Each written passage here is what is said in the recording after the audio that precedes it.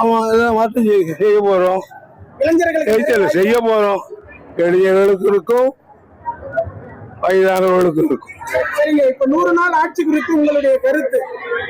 50 ஆண்டுகள் வர அரசியல் வாழ்வில் 100 நாட்களுக்குள்ள ஒரு குறிப்பிட்ட எதையும் இந்த ஆட்சி செய்துவதாக இல்லை. இருக்கிற பெயர்களை மாற்றுகிறார்கள்.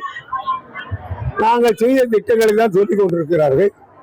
இதுக்கு புதியதாக எதையுமே அவர்களுடைய தேர்தல் அறிக்கையில் சொன்னார்களே, நாங்கள் எல்லா யூனிவர்சிட்டி எல்லா பெண்களுக்குமே 2500 ரூபாய் கொடுப்போம், அதுக்கப்புறம் நாங்கள் பாதி சிலிண்டர் கொடுப்போம், இது மாதிரி சொன்னாங்கல்ல.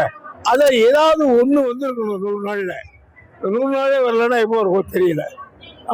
சம்பந்தம் இல்லாத அமைச்சர்கள் மானிய கோரிக்கை ஒருத்தர் பேசுகிறாங்க. ரெண்டாவது, டிமாண்டில் யாரும் பேசலை.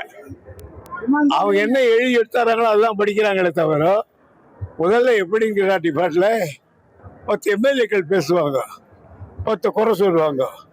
அதை மந்திரி குறிச்சிக்கிட்டு அதிகாரிகிட்ட விளக்கம் கேட்டுட்டு, இந்த எம்எல்ஏ இப்படி பேசுனா நான் இது பதில் சொல்றேன்னு சொல்லணும். அதான் முறை. ஆனால் இவங்க அப்படி இல்லை. பேசணும் போயிட்டாங்க. இவங்க என்ன எழுதி எடுத்தாங்களோ அதை மட்டும் படிச்சுட்டு போயிடுறாங்க. அதான் அவங்களுடைய வேலையாக போயிடுச்சு. அதையும் அதுக்கு இதை தவிர இன்னும் அதாவது என்னுடைய இலாக்காவை வச்சிருக்கிற அவர் பேர் என்ன, அதான் ஒருத்தர் ஒரு வார்த்தை கூட இலாக்கா பற்றியே பேசல. அவங்க தலைவர் அப்படி சிரிப்பாரு, இப்படி சிரிப்பாரு, அவரோடு. ஏன் சார், மக்கள் வரிபடத்தில் வச்சுட்டு பாராட்டு கூட்டுவாங்க நடந்துக்கிட்டு இருக்காங்க.